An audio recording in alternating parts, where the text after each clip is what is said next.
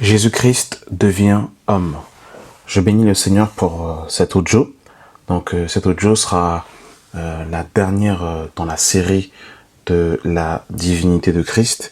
Et nous voulons conclure par l'incarnation de Jésus-Christ, c'est-à-dire l'humanité de Jésus-Christ. Ce qui pose problème lorsqu'on approche les Écritures, eh bien, c'est la double nature de Christ. Le fait qu'il soit 100% homme et 100% Dieu. Et c'est ça l'un des problèmes majeurs. Et beaucoup se heurtent et se butent justement par rapport en fait à cette double nature que Jésus-Christ a. Quand Jésus-Christ est incarné et qu'il est venu sur la terre, il est venu en tant qu'homme. Et ça, il faut qu'en tant que chrétiens, nous puissions le savoir.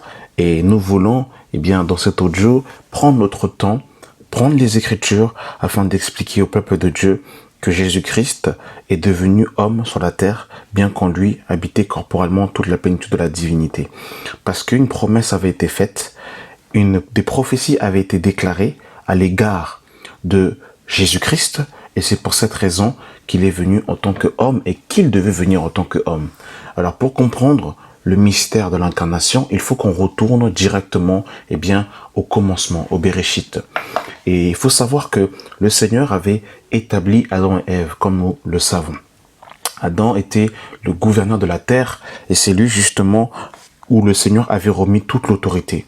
Lorsque Adam a péché, eh bien, il a livré toute sa descendance dans la condamnation, dans le péché, dans l'esclavage, dans l'assujettissement. Le péché est rentré dans le monde par un homme.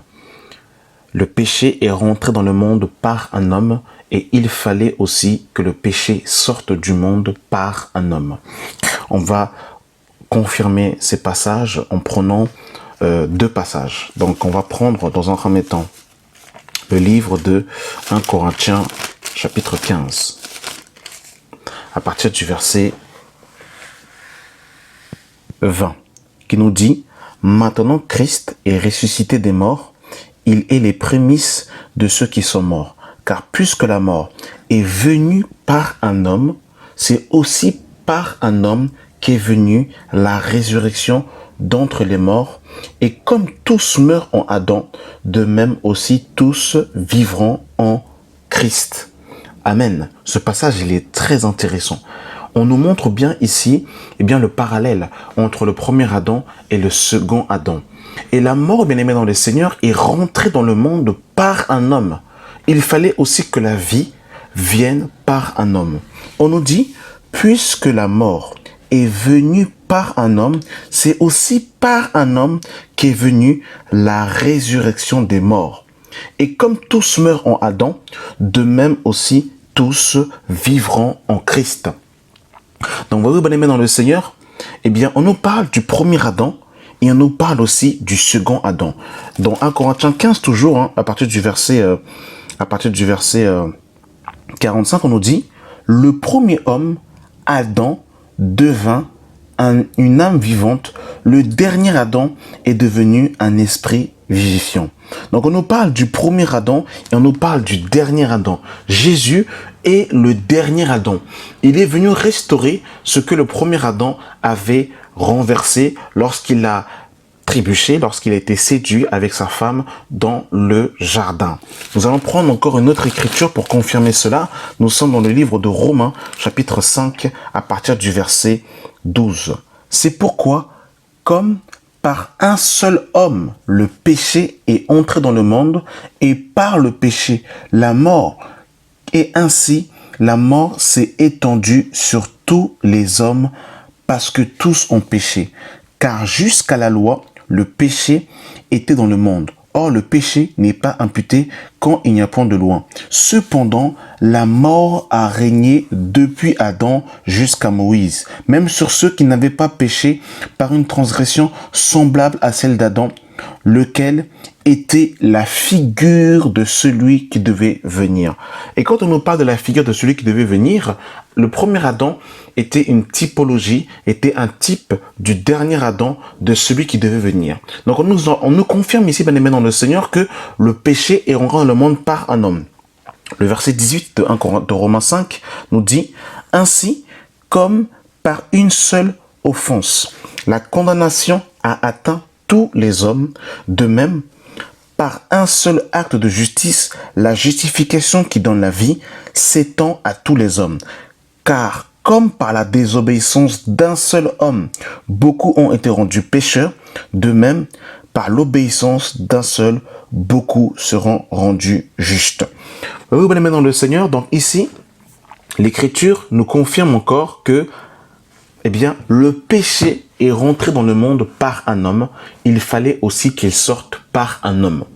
Le péché est rentré sur le bois de l'arbre de la connaissance du bien et du mal. Le péché est sorti sur le bois infâme de Golgotha. Amen, gloire à Dieu. Et par la suite, bien aimé dans le Seigneur, eh bien, Dieu, Yahweh, avait prophétisé que, eh bien, de la postérité de la femme, la tête du serpent serait écrasée. Nous sommes dans le livre de Genèse, chapitre 3, à partir du verset 15. Je mettrai inimitié entre toi et la femme, entre ta postérité et sa postérité. Celle-ci t'écrasera la tête et tu lui blesseras le talon. Ici, Yahweh prophétisait ainsi que, eh bien, que le Messie viendrait par l'intermédiaire d'une femme, littéralement de la postérité d'Israël, et qu'il allait écraser la tête du serpent. Par cette prophétie, eh bien, on nous parlait déjà, eh bien, de l'incarnation, qu'il fallait qu'un Messie vienne et qu'il, justement, eh bien, délivre la postérité d'Abraham en venant sur la terre. De plus, eh bien, nous savons que lorsque Adam et Ève ont été créés par Dieu, ils étaient dans la présence de Dieu, ils étaient nus et ils n'en avaient point honte. Mais lorsqu'ils ont péché, lorsqu'ils ont succombé au péché d'Adam et Ève, eh bien, ils se sont trouvés nus. Et qu'est-ce que le Seigneur a fait, bien aimé dans le Seigneur? Eh bien, la Bible nous dit que, eh bien, Yahweh va les recouvrir de la peau d'un animal. Et en les recouvrant de la peau d'un animal, eh bien, on montrait ici, eh bien, que c'était une image encore que l'homme devait être revêtu de l'agneau de Dieu. On nous dit dans Genèse 3, à partir du verset 21, l'Éternel Dieu fit à Adam et sa femme des habits de peau et ils les ont revêtis. Donc le fait qu'ils soient revêtis ici de la peau d'un animal, c'était l'image du sacrifice, c'était l'image de l'incarnation, qu'il fallait que l'agneau de Dieu verse son sang pour revêtir les hommes qui étaient dévêtus de la gloire de Dieu. D'accord? Et dans le livre de Genèse chapitre 12, on va essayer d'aller vraiment doucement, mais de vraiment poser les bases afin que vraiment le peuple de Dieu soit éclairé pour qu'il comprenne le mystère de la piété. Parce qu'on peut pas parler de Jésus-Christ devenu homme si on ne remonte pas à Adam. Il faut qu'on remonte à Adam pour que nous puissions comprendre un peu, eh bien, pourquoi Jésus-Christ s'est incarné et pourquoi est-ce qu'il était homme. C'est ça, en fait, le point culminant. Parce que lorsque Jésus-Christ parle dans les évangiles et qu'il est véritablement comme un homme, il y a une raison, parce que il y a des prophéties qui avaient été déclarées sur sa personne depuis, eh bien, la Genèse, bien sûr. Dans Genèse 12, à partir du verset 1, on nous dit, l'Éternel dit à Abraham, va-t'en de ton pays, de ta patrie, de la maison de ton père, dans le pays que je te montrerai. Je ferai de toi une grande nation et je te bénirai. Je rendrai ton nom grand et tu seras une source de bénédiction. Je bénirai ceux qui te béniront et je maudirai ceux qui te maudiront et toutes les familles de la terre seront bénies en toi. Nous allons au verset 7 de Genèse 12. L'Éternel apparut à Abraham et dit, je bénirai ce pays et ta postérité. Et Abraham bâtit là un autel à l'Éternel. Ici, quand Yahweh est en train de dire à Abraham qu'il bénirait sa postérité et que toutes les nations de la terre seront bénies en lui, eh bien, le Seigneur visait une personne en particulier. Et pour cela, nous allons partir dans le livre de Galates. Dans le livre de Galates, bien aimé dans le Seigneur. Galates, chapitre 3, à partir du verset 16. Or, les promesses ont été faites à Abraham et à sa postérité. Il n'est pas dit et aux postérités comme il s'agit de plusieurs, mais en tant qu'il s'agit d'une seule et à la postérité, c'est-à-dire à Christ. C'est-à-dire à Christ. Quand il parlait de la postérité, eh bien, d'Abraham, en fait, le Seigneur était en train de viser le Messie. Et Yahweh va dire par la suite que, eh bien, Abraham aurait un héritier qui viendrait de lui, qu'il n'aurait pas avec Agar, mais qu'il aurait avec Sarah.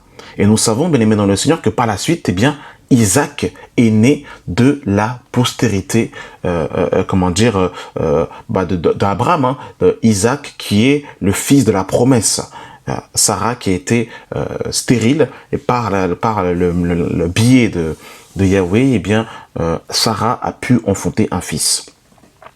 Le diable savait que depuis la prophétie qui avait été donnée de Genèse 3,15, que, eh bien, sa tête allait être écrasée par la postérité de la femme, eh bien, c'est pour cette raison aussi que il a tué Abel, parce que il savait que Abel avait le cœur selon Dieu, que Abel était agréé de Dieu, et c'est pour cette raison aussi que il a tué Abel pour que la postérité, donc pour que le germe, eh bien, ne vienne pas de Abel.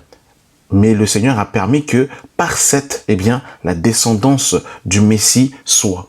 Par la suite, il y a eu Abraham, et Abraham, il y a eu Isaac. Par la suite, après Isaac, Isaac a eu deux enfants, donc Jacob et Ésaü, et Jacob était le deuxième, et par Jacob sont nées les 12 tribus de la nation d'Israël. Et juste pour revenir sur Abraham, rappelez-vous encore que Dieu a demandé à Abraham de lui sacrifier son fils, son unique, celui qu'il aime. Eh bien, c'était aussi une figure, une image que Dieu allait envoyer son fils pour que par Jésus-Christ homme, nous puissions hériter de la vie éternelle. Et ensuite, lorsque Jacob va avoir ses 12 enfants, eh bien, de ces 12 enfants, eh bien, Jacob va prophétiser des choses concernant, eh bien, ses fils. Et Jacob va dire quelque chose de particulier dans le livre de Genèse 49 à partir du verset 8 concernant Juda. Parce qu'il faut savoir que c'est que les 12 enfants de Jacob constituent les 12 tribus d'Israël. Mais il fallait que le Messie sorte de l'une de ces, de ces 12 fils. Et c'est par Juda que le Messie est venu. Nous sommes dans Genèse 49 à partir du verset 8. Juda, tu recevras les hommages de tes frères. Ta main sera sur la nuque de tes ennemis. Les fils de ton père se prosterneront devant toi. Juda est un jeune lion qui revient du carnage, mon fils. Tu déploies les genoux, il se couche comme un lion, comme un lionceau qui sera levé. Le sceptre ne s'éloignera point de Juda, ni le bâton souverain d'entre ses pieds, jusqu'à ce que vienne le repos et que le peuple lui obéisse. Il attache à sa vigne son âne, et au meilleur cep le petit de son âne. Il lève dans le vin son vêtement, et dans le sang les raisins son manteau. Il a les yeux rouges du vin et les dents blanches de lait. Ici, Jacob est en train de prophétiser en vérité. Il parlait de son fils, mais prophétiquement, eh bien, ça, c'était en train de viser le Christ, de viser le Mashiach. Voyez-vous, bien aimés dans le Seigneur, donc voyez-vous, par Juda, eh bien, va naître le Messie. Par la suite, les enfants d'Israël vont connaître un libérateur. Parce qu'il faut savoir une chose, c'est que Joseph, eh bien, a été vendu par ses frères en Égypte. Et par la suite, Joseph va grandir en Égypte, il va devenir gouverneur en Égypte, et il va avoir une grande famine, à l'occurrence en Israël. Et Jacob va demander à ses enfants de partir en Égypte pour aller chercher des vivres. Et quand les frères de Joseph qu'il avait vendus vont arriver en Égypte, eh bien, Joseph va se faire connaître à ses frères. Et par la suite, eh bien, toute sa famille va venir en Égypte. Et quand Joseph est mort, eh bien, un autre roi est venu, et l'autre roi ne connaissait pas Joseph. Et là, toutes les enfants d'Israël ont été retenus captifs en Égypte pendant plus de 400 ans. Et le Seigneur va susciter un puissant prophète du nom de Moïse. Moïse qui est le prophète de l'Exode, et c'est par lui que le Seigneur va consigner les 613 commandements, la loi mosaïque. Et Moïse avait prophétisé concernant la venue du Messie, la venue du Messie bien aimé dans le Seigneur, dans le livre de Deutéronome chapitre 18 à partir du verset 18. Je leur susciterai du milieu de leurs frères un prophète comme toi. Je mettrai mes paroles dans sa bouche et il dira tout ce que je lui commanderai. Et si quelqu'un n'obéit pas mes paroles, qu'il dira en mon nom, c'est moi qui lui demanderai des comptes. Donc ici, bien aimé dans le Seigneur, Moïse est en train de prophétiser, la venue d'un prophète comme lui. Moïse est le prophète de l'Exode. Il est le prophète qui a libéré les enfants d'Israël de la captivité de Pharaon pour les ramener à Canaan. Et Moïse est le seul prophète qui parlait à Dieu face à face. Moïse est le médiateur, et il était le médiateur entre le peuple et Dieu. Moïse était celui qui parlait face à face avec Dieu et qui avait la gloire de Dieu qui reflétait sur son visage. Ça veut dire que le prophète qui devait venir comme Moïse devait être un prophète de l'Exode. Et c'est ce que Jésus a fait. Il a libéré les hommes de la captivité de Pharaon, c'est-à-dire de Satan, pour les ramener à Canaan, littéralement à la Jérusalem céleste. Jésus est le prophète qui vient révéler la face du Père. Comme il est écrit dans Jean 1, 18, personne n'a jamais vu Dieu, le Fils unique qui est dans le sein du Père est celui qui l'a fait connaître. Donc Jésus-Christ, lorsque nous voyons le Fils, nous voyons le Père. Philippe dira dans Jean 14 à partir du verset 7, « Montre-nous le Père et cela nous suffit. » Jésus-Christ lui répondra, « Il y a si longtemps que je suis avec vous et tu ne m'as pas connu, Philippe, celui qui m'a vu a vu le Père. Comment dis-tu, montre-nous le Père ?» Il est le prophète qui vient sortir l'humanité tout entière dans de la captivité de son péché. Donc, il faut comprendre, bien aimé dans le Seigneur, que Jésus est venu en tant que prophète. Il est le prophète qui est annoncé par Moïse. Par la suite, après Moïse, quand le peuple va arriver à Canaan, par la suite, je vais dans les grandes lignes pour que vous puissiez comprendre jusqu'à l'incarnation, par la suite, bien aimé dans le Seigneur, il y a eu les temps des juges et par la suite, les nations vont demander un roi comme chez les autres nations. Le premier roi qui va être élu était le roi Saül. Saül qui était de Benjamin. Et Benjamin, par la suite, mais ce n'était pas par Benjamin que le roi devait venir. Le roi devait venir par Juda, comme il avait été prophétisé dans Genèse 49. Par la suite, après Saül, David va être nommé roi en Israël. Et par Juda, et par David, va naître le roi des Juifs, va naître Jésus-Christ de Nazareth, le ressuscité du 3e jour. Et c'est ce que justement Pierre dira dans le livre de Actes, bien-aimé dans le Seigneur. Dans le livre de Actes, chapitre 2, à partir du verset 22. Nous allons écouter la prédication de Pierre lors de la Pentecôte, lorsque 3000 âmes vont se convertir. Hommes israélites, écoutez ces paroles. Jésus de Nazareth, cet homme, c'est important, cet homme à qui Dieu a rendu témoignage devant vous par les miracles, les prodiges et les signes qu'il a opérés par lui au milieu de vous, comme vous le savez vous-même, cet homme livré selon le dessein, arrêté et selon la présence de Dieu, vous l'avez crucifié, vous l'avez fait mourir par la main des impies.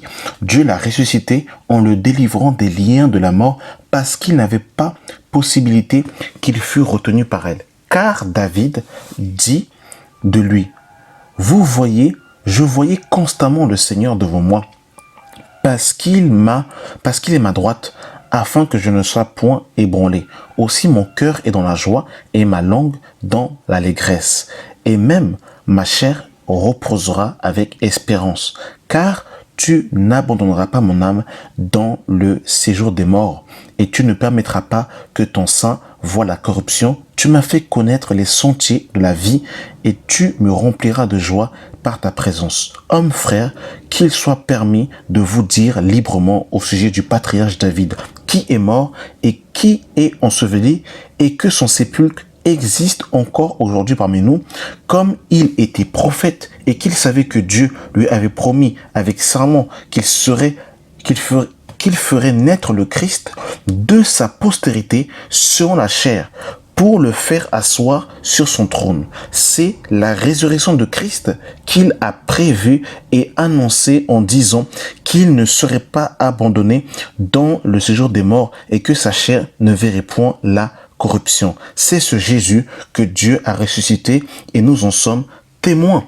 Donc, voyez-vous, bien aimé dans le Seigneur, ici, Pierre va reprendre, les déclarations de David, qui était prophète et qui était aussi le père dans la chair de Jésus, parce que Jésus devait naître de la postérité de David, et il devait venir par un homme, parce que le péché était rentré par un homme. On va prendre, bien aimé dans le Seigneur, Romains chapitre 1.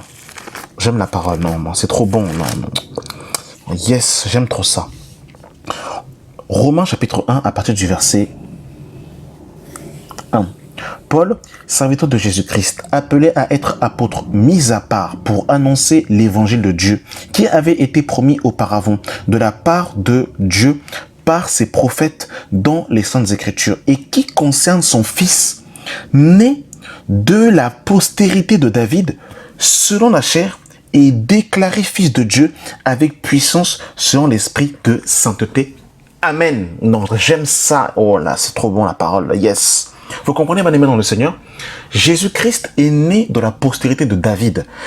En fait, Jésus a eu une généalogie. Jésus-Christ homme, je parle, parce que là ici nous parlons pas du côté divin de Jésus, c'est-à-dire bien que Jésus a une préexistence avant David, mais là nous parlons de l'incarnation de Jésus-Christ dans la chair, Jésus-Christ en tant qu'homme, où il a eu une généalogie, où il est le fils de David, il est le fils d'Abraham, il est le fils de Isaac, il est le fils de Jacob, il est le fils de David, il est le fils de Salomon. Est-ce que vous comprenez, bien aimé dans le Seigneur? Nous sommes dans les livres de Romains chapitre 9, à partir du verset 1. Je dis la vérité en Christ, je ne mens point. Ma conscience me rend témoignage par le Saint-Esprit. J'éprouve une grande tristesse et j'ai dans le cœur un chagrin continuel, car je voudrais moi-même être anathème et séparé de Christ pour mes frères. Mes parents sont la chair, qui sont israélites, à qui appartiennent l'adoption et la gloire et les alliances et la loi et le culte et les promesses et les patriarches, de qui est issu sont la chair, le Christ qui est au-dessus de toutes choses, Dieu béni éternellement. Donc voyez-vous, bien aimé dans le Seigneur, on nous parle au verset 5, et les promesses et les patriarches, de qui est issu selon la chair, le Christ. Donc Jésus a eu en fait une postérité selon la chair. Regardez, bien aimé dans le Seigneur, ce que l'auteur aux Hébreux nous dit dans le livre de Hébreux, chapitre 2. Oh non, j'aime la parole. J'aime la parole. Je sais que les amoureux de la parole, se réjouissent en entendant ces choses. Hébreux 2, à partir du verset 14. Ainsi donc, puisque les enfants participent au sang et à la chair, il a également participé lui-même, afin que par la mort, il anéantisse celui qui a la puissance de la mort, c'est-à-dire le diable, et qu'il délivra tous ceux qui par crainte de la mort étaient toute leur vie retenus dans la servitude.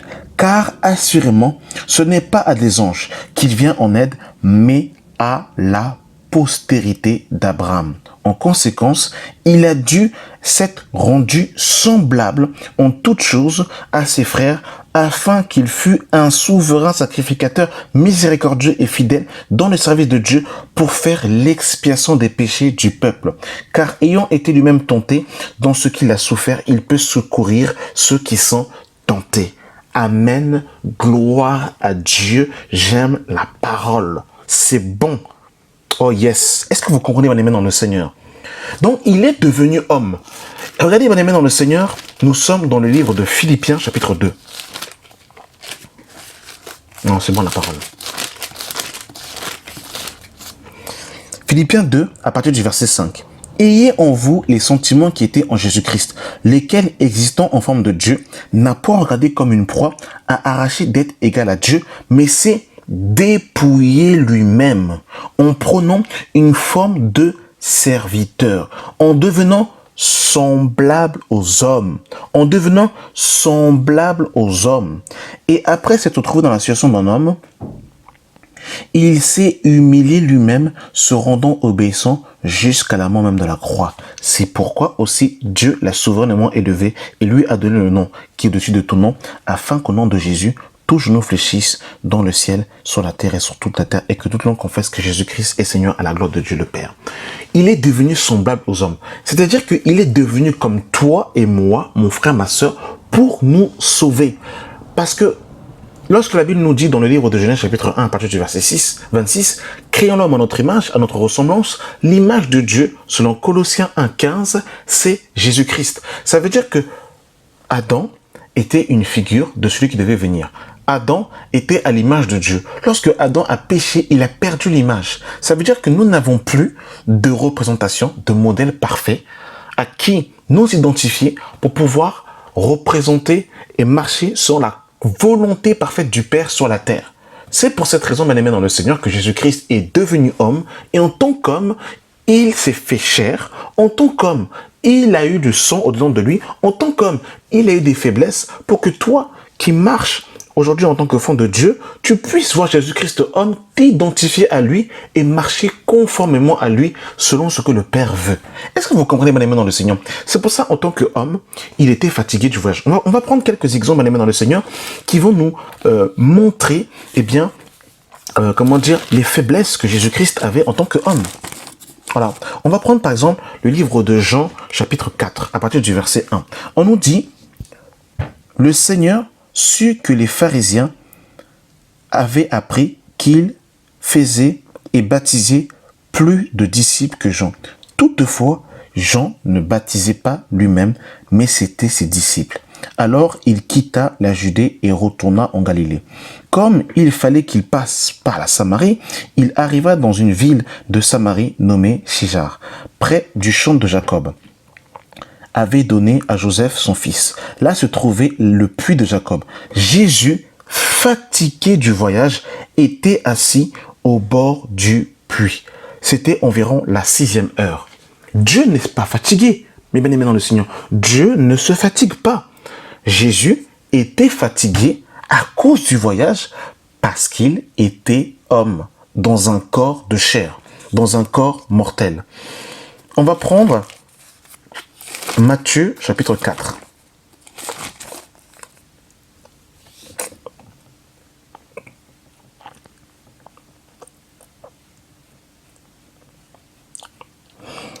Matthieu 4 à partir du verset 1. Alors Jésus fut amené par l'Esprit dans le désert pour être tenté par le diable. Après avoir jeûné 40 jours et 40 nuits, il eut faim. Il eut faim. Le tentateur s'étant approché lui dit, « Si tu es le Fils de Dieu, ordonne que ces pierres deviennent des pains. » En tant qu'homme, il a eu faim parce qu'il était dans un corps de chair. Mais toi et moi, bien aimés dans le Dieu, ne mange pas.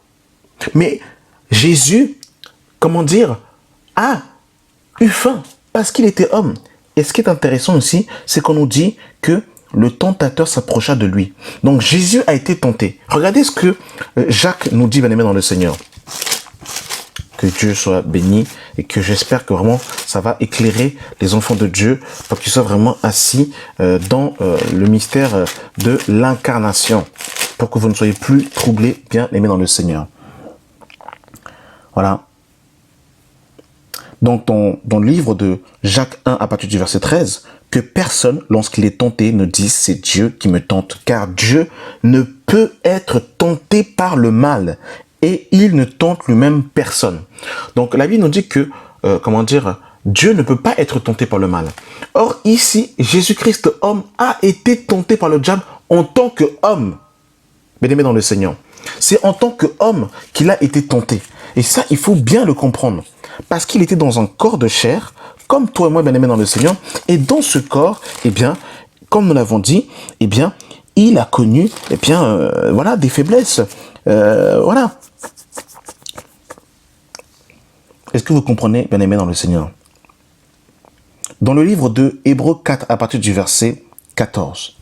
Ainsi, puisque nous avons un grand souverain sacrificateur qui a traversé les cieux, Jésus le Fils de Dieu, demeurons fermes dans la foi que nous professons. Car nous n'avons pas un souverain sacrificateur qui ne puisse compatir à nos faiblesses. Au contraire, il a été tenté comme nous en toutes choses sans commettre de péché. Oh non, j'aime la parole. Est-ce que vous comprenez, bien-aimés dans le Seigneur? Donc, en tant qu'homme, il a été tenté en toutes sortes de tentations pour que lui, en tant que souverain sacrificateur, il peut comprendre les difficultés que tu traverses, que tu vis en tant qu'homme dans la chair, les faiblesses que tu peux avoir, les difficultés, les incompréhensions. Il n'est pas un Dieu qui reste sur son trône. Il te demande de faire des paroles et lui-même ne vit pas ce que lui-même en fait a déclaré de sa bouche. Il te donne en fait des ordonnances, mais lui-même en tant qu'homme s'est incarné et il a mis en pratique sa propre parole pour te montrer que je fais route avec toi. Et d'ailleurs, je suis le chemin, la vérité et la vie. Suis-moi. Vous aurez des tribulations dans le monde, mais prenez courage, car j'ai vaincu le monde. Alléluia! Oh non, j'aime ça. Oh là là. J'aime le monsieur là. C'est pour ça que j'aime le monsieur là. Oh, bien-aimé dans le Seigneur. Est-ce que vous comprenez? Tout ça, il l'a fait en tant qu'homme, pour nous sauver, pour nous libérer. Regardez, bien-aimé dans le Seigneur, dans le livre de Matthieu. Oh non, excusez-moi de cette joie. Oh non, le monsieur là, c'est pour ça que... Non, je sais plus quoi dire, bien-aimé dans le Seigneur. Dans Matthieu 26, à partir du verset 36. Là-dessus, Jésus alla avec eux dans un lieu appelé Gethsémane. Et il dit aux disciples, asseyez-vous ici pendant que je m'éloigne pour prier. Il prit avec lui Pierre et 2 fils de Zébédée et il commença à éprouver de la tristesse et des angoisses. Et il leur dit, mon âme est triste jusqu'à la mort. Voyez-vous, en fait, l'angoisse, la tristesse qu'il va avoir, c'est parce qu'il était dans un corps de chair en tant qu'homme. Dieu n'est pas angoissé, bien-aimé dans le Seigneur. Il n'a pas des angoisses. Voyez-vous? Mais là, ici, il va ressentir en fait une tristesse, une angoisse. Il va dire, mon âme est triste jusqu'à la mort. Là, c'est parce que la coupe s'approchait de lui. Il allait aussi aller à la croix. Et à la croix, il allait pour un temps séparé du Père parce que il est devenu péché. Il a pris tous les péchés de l'humanité sur lui. Le péché passé, présent, futur, il a pris sur ses épaules, mon bien-aimé dans le Seigneur, pour que tu puisses être réconcilié avec Dieu. C'est pour ça que les apôtres pouvaient dire, par exemple, on le verra par la suite, mais que Jésus était le médiateur. Vous comprenez, bien-aimé dans le Seigneur? Regardez dans le livre de 1 Timothée. 1 Timothée, bien-aimé dans le Seigneur. 1 Timothée, chapitre 2, à partir du verset 5. Car il y a un seul Dieu et aussi un seul médiateur entre Dieu et les hommes, Jésus-Christ, homme. Jésus-Christ, homme. Vous comprenez, bien-aimé dans le Seigneur? Est-ce que vous comprenez, bien-aimé dans le Seigneur? Ça, c'est important que vous compreniez cela. Dans les évangiles, quand vous voyez Jésus, il est en tant qu'homme. Et en tant qu'homme, il est devenu en dessous des anges. Regardez dans le livre de Hébreux, chapitre 2, à partir du verset 5. En effet, ce n'est pas à des anges que Dieu a soumis le monde à venir dont nous parlons. Or, quelques-uns a rendu quelque part ce témoignage. Qu'est-ce que l'homme pour que tu te souviennes de lui, ou le Fils de l'homme pour que tu prennes soin de lui? Tu l'as abaissé pour un peu de temps au-dessous des anges. Tu l'as couronné de gloire et d'honneur et tu as mis toutes choses sous ses pieds. Amen. Est-ce que vous comprenez? C'est pour ça que Jésus pouvait dire, le Père est plus grand que moi. Parce qu'en tant qu'homme, il était limité. En tant qu'homme, il a eu faim. En tant qu'homme, il dormait dans la barque. En tant qu'homme, il était angoissé. En tant qu'homme, eh bien, Jésus a reçu des coups et il a connu en fait l'agonie. Il a connu en fait la mort. Dieu ne meurt pas. Il est mort en tant qu'homme pour racheter ce que le premier Adam avait fait. Est-ce que vous comprenez, bien-aimé dans le Seigneur? Et tout ça, bien-aimé dans le Seigneur, eh bien, les prophètes avaient prophétisé la venue d'un Messie, la venue d'un Rédempteur, en tant qu'homme dans la chair pour nous sauver. Vous comprenez, mon aimé dans le Seigneur? C'est pour ça qu'on ne peut pas diviniser l'humanité de Jésus-Christ. Est-ce que vous comprenez? C'est pour ça que l'appellation Dieu le Fils ne passe pas, en fait. Parce que quand on divinise l'humanité de Jésus-Christ, eh bien, c'est comme si on amoindrit son humanité, son incarnation. Et si Jésus-Christ est 100% Dieu, tu ne peux pas l'imiter. Tu ne peux pas marcher sur ses traces. Or, la parole de Dieu nous dira, bien aimé dans le Seigneur, dans le livre de 1 Jean, chapitre 2, oh, j'aime la parole. Les passages tombent comme ça, comme de la pluie sur ma tête. Donc, je vais essayer de me contenir, bien aimé dans le Seigneur. Mais voilà, dans 1 Jean chapitre 2, à partir du verset 6, on nous dit « Celui qui dit demeurer en lui doit marcher aussi comme il a marché lui-même. » Amen. Alors, comment peux-tu marcher comme Jésus a marché si Jésus était 100% Dieu? Tu ne peux pas l'imiter. Mais comme Jésus était 100% homme et qu'il était rempli de l'Esprit, eh bien, comme toi, tu as le Saint-Esprit, tu peux marcher comme Jésus de Nazareth a marché. Alléluia. Dans Matthieu chapitre 1, à partir du verset 1, bien aimé dans le Seigneur, on nous dit « Généalogie de Jésus-Christ, fils de David, fils d'Abraham. » Alléluia. Vous comprenez, bien aimé dans le Seigneur? Il a eu une généalogie. C'est-à-dire qu'il descend d'Abraham, il descend d'Isaac, il descend de Jacob, il descend de Judas, il descend de David, il descend de Salomon pour te sauver.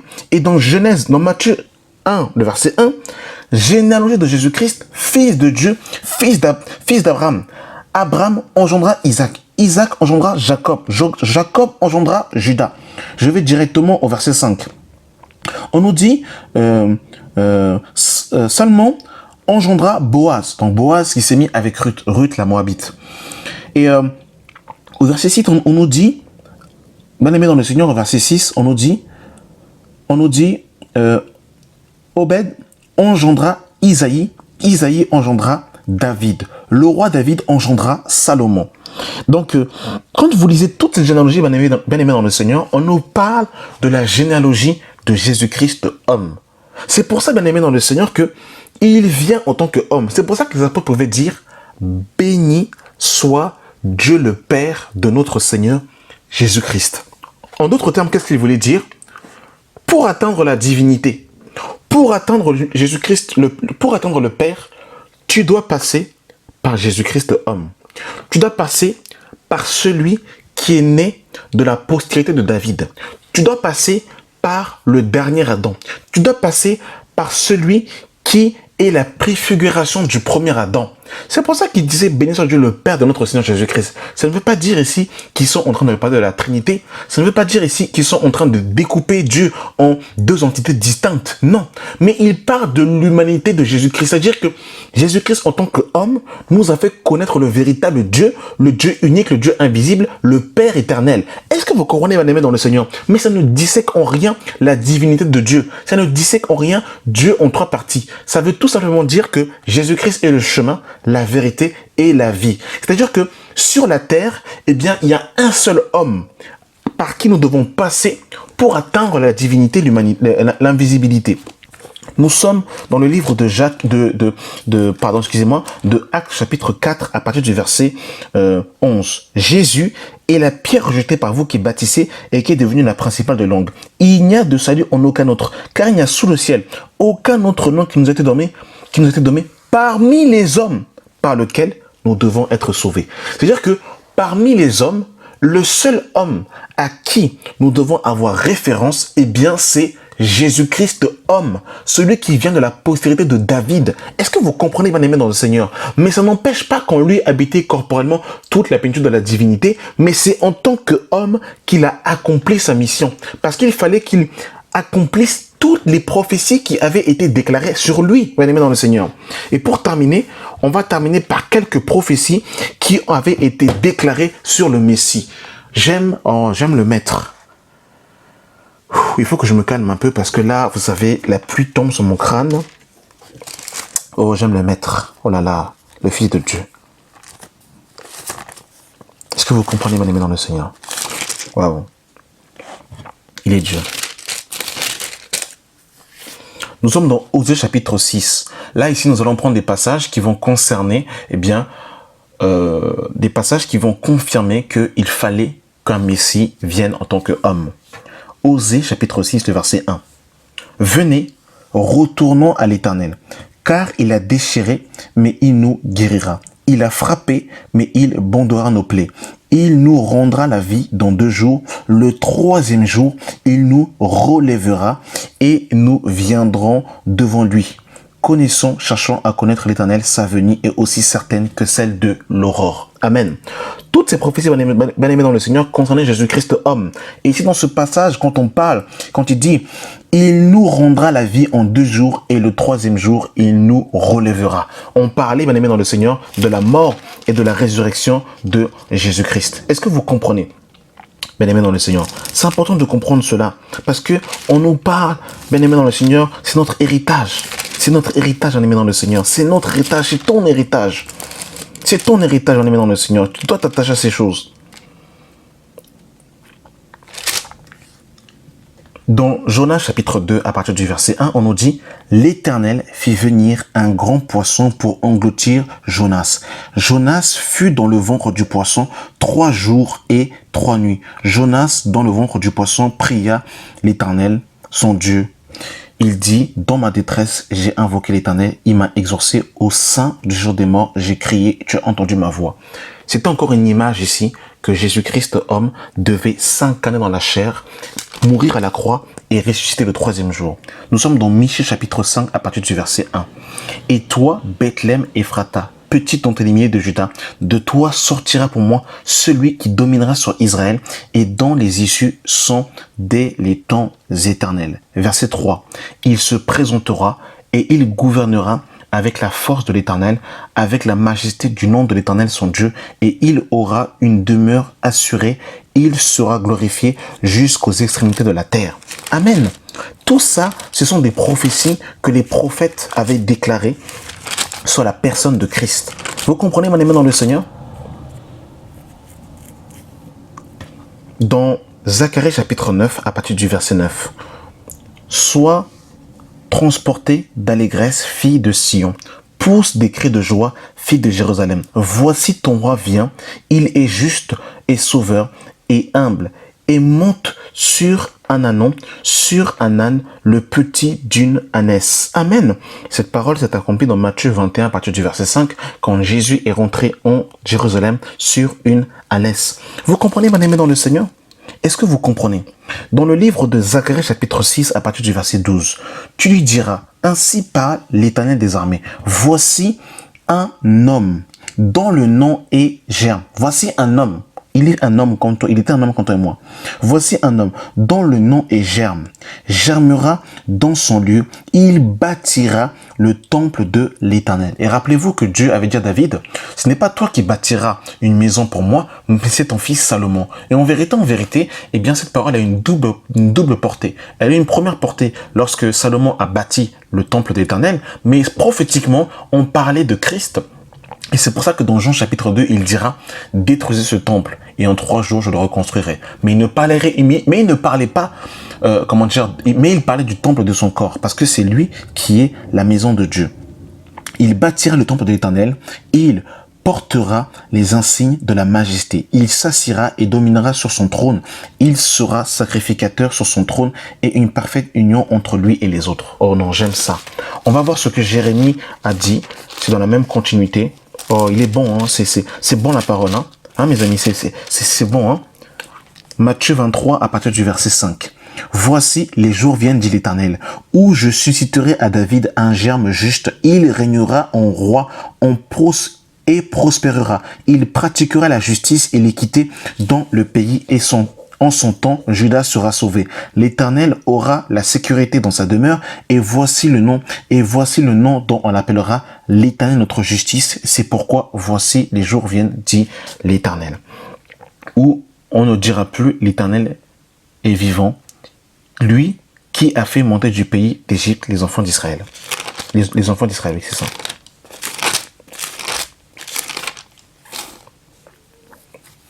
Que Dieu soit béni. Jérémie 33, le verset 14. Voici les jours viennent, dit l'Éternel, où j'accomplirai la bonne parole que j'ai dite sur la maison d'Israël et sur la maison de Juda. En ce jour-là, je ferai éclore à David un germe de justice. Il pratiquera la justice et l'équité dans le pays. En ce jour-là, Juda sera sauvé. Juda aura la sécurité dans sa demeure, et voici comment on l'appellera l'Éternel, notre justice.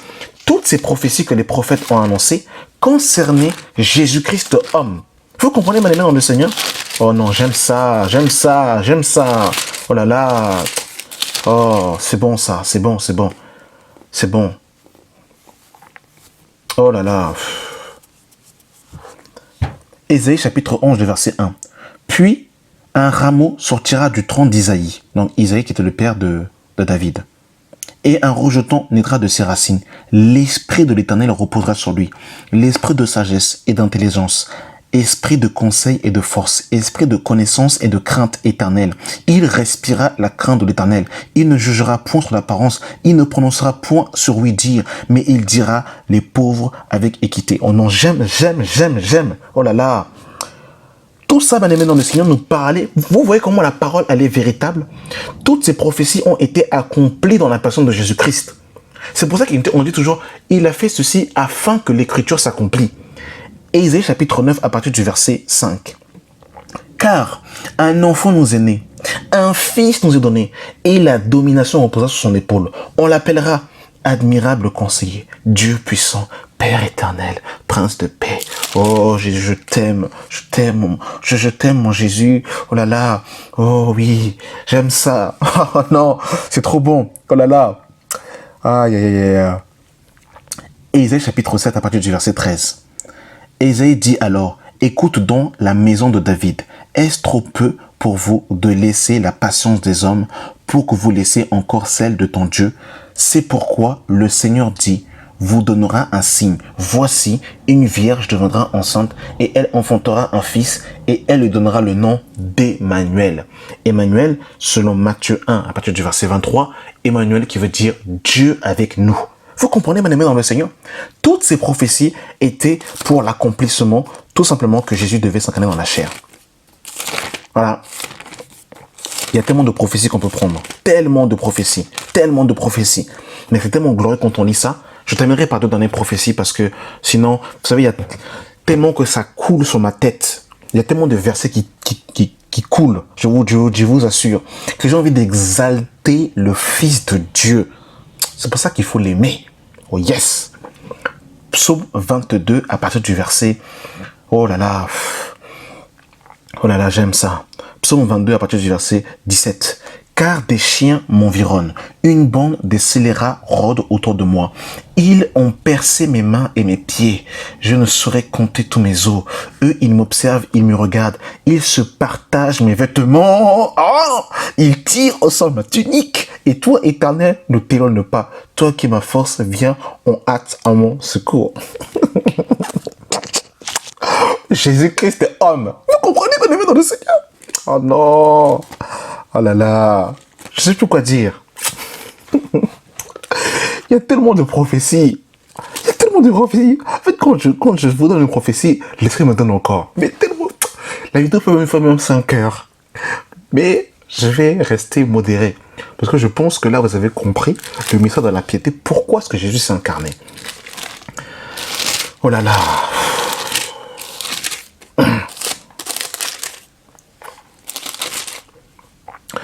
La Bible nous dit dans le livre de Ésaïe 40 à partir du verset 3, voici, une voix crie, préparez au désert le chemin de l'Éternel, à planifier dans les lieux arides une route pour notre Dieu, que toutes les vallées soient exaucées, que toutes les montagnes et toutes collines soient abaissées, que les couteaux se changent en plaine, et les défilés étroits en vallons. Alors, la gloire de l'Éternel sera révélée et au même instant, toute chair saura que la bouche de l'Éternel a parlé. Amen. Et la parole de Ésaïe 40 à partir du verset 4 à 5 s'est accomplie dans le livre de Matthieu chapitre 3 à partir du verset 3, dans les livres de Luc chapitre 3 à partir du verset 4 à 6. Donc voilà, bien aimé dans le Seigneur, toutes ces prophéties que les prophètes ont dit, eh bien, se sont accomplies dans la personne de Jésus-Christ homme.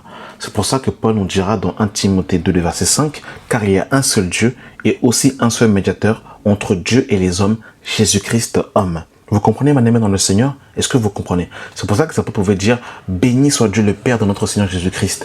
En fait, il est l'échelle où l'échelle de Jacob. Vous savez, quand Jacob est en train de dormir et qu'il a vu une échelle qui montait où il y avait des anges qui allaient du haut vers le bas. Et c'était en fait cette échelle cette échelle c'est Christ tout simplement. Il est la route nouvelle et vivante qui nous fait passer du visible à l'invisible, qui nous fait passer de la mort à la vie. C'est Jésus-Christ homme. Amen. Merci d'avoir pris le temps d'écouter cet audio. C'est vrai que c'était long, j'ai pas pour habitude de faire des longues audios, mais je trouve que c'était nécessaire pour vraiment que nous puissions comprendre le mystère de l'incarnation. Que la grâce et la paix soient avec vous au nom de Jésus-Christ. Amen.